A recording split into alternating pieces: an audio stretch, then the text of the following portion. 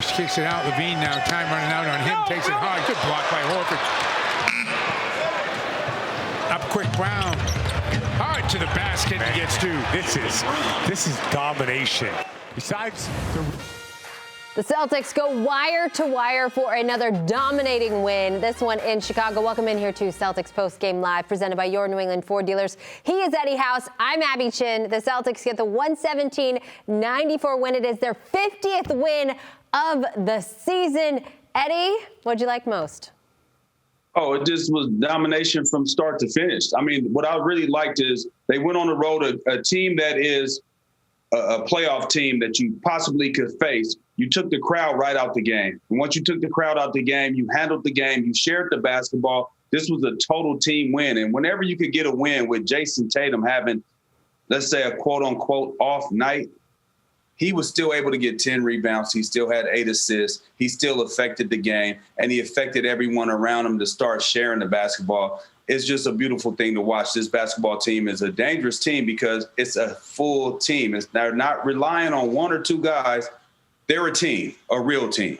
No question. Mike and Scal talked about it throughout the game. The Celtics on a different level right now. Al Horford, a key piece to that great start the Celtics got. Amina caught up with him after the game. Al, you impacted this game early and often, finished with a double-double, perfect from the field and perfect from three. How were you able to see the field so well today?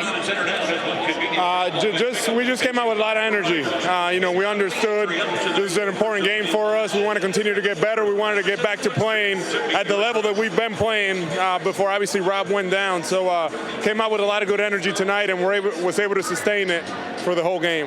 A dominant win against a team that's playoff bound. What does that indicate about the level at which you guys are playing at right now? Well, I don't know if you felt it, but for the past month, we've been playing playoff level basketball. So this is what I expect from our guys, and continuing to just get better. And with Rob Williams not being out there, how have you guys found ways to really gel and step up and fill those gaps? Trying to find ways. I just think it's going to make our team that much better. We miss Rob. We can't wait to have him back. But in the meantime, we're just trying to find ways to, so even when he's back, we know we can count on guys like Tice and play different ways, too. Well, right now it's working. Thanks so much, Al.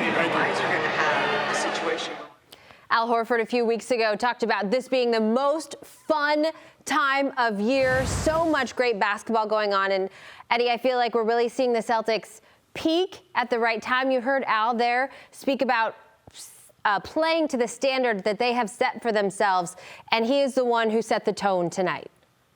Yeah, and you know what? He's a veteran, man. He's been in it. Back when we won our championship, he was on a team that we had to go through. We went 7 games against a team, so he fought KG. He fought guys, and he's just a seasoned vet. And when you have somebody like that who is an unselfish player, willing to teach others, and he's able to knock down shots. He goes 7 for 7, and he rebounds the basketball. He is nasty down low, but he's a nice guy. But when he gets on the court, he is nasty when he gets down to it. And I think to have a guy like that on your team is extremely invaluable, because what he does is he brings things that other people don't really see or recognize, and that is just experience. So, Al Horford, we can't talk enough about him. I love his passing ability.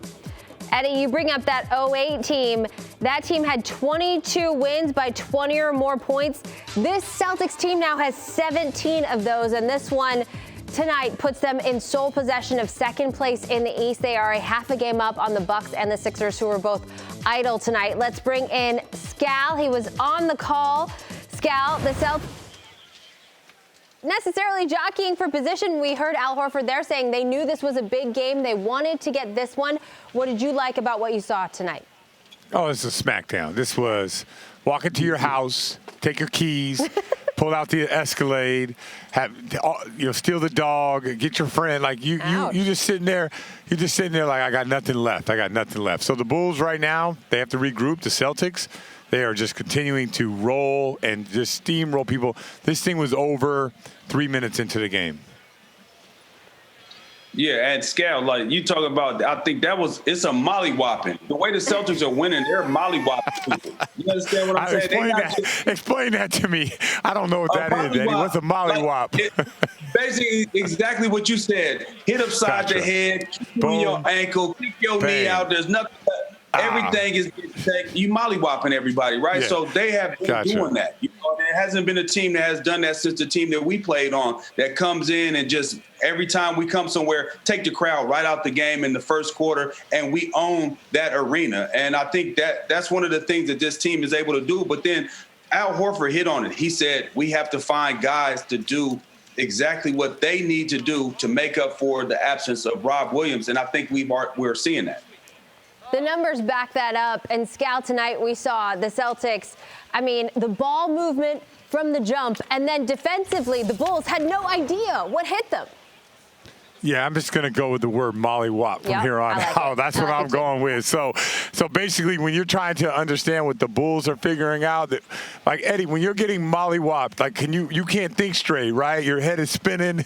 You're delirious out there. So I really feel like the Bulls were mollywopped today. That's the only thing I can go with. It's an adjective, you like that? Yeah. Hey, Scal, it's like when a boxer gets hit, right, for the first time and he goes down and his legs is not underneath him.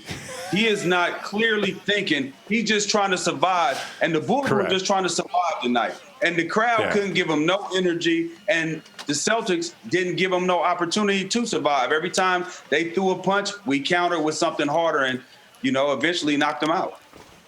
And it was fun to watch. Scal, this is the Celtics' 50th win on the season. Our Chris Forsberg pointed out 90 days ago, this team was below 500, 11th place in the Eastern Conference. The turnaround has been remarkable. Man, I don't think I can throw in the word mollywop with this answer. But I'll tell you the turnaround. The turnaround, it started with, a few things defensively, and let's not ignore offensively what these guys are able to do and the confidence that everyone is playing with. I mean, they were doing that before the trade, and then it's just gone to a completely different level. And I was the guy saying the path to a championship runs through Tatum and Brown and their ability to get better. They have to raise their level. They have done that, and watch what happens with your role players. I've been a role player my whole life. I need superstars to make my life easier, and that's what these guys are doing. Not only are they going out there and killing and scoring the points, but they're making other people's life easier. And when life is easy in the NBA and you're not getting mollywopped, all of a sudden things start turning around. I was going to say, you can definitely get it in there at the end. It's also mollywopping people.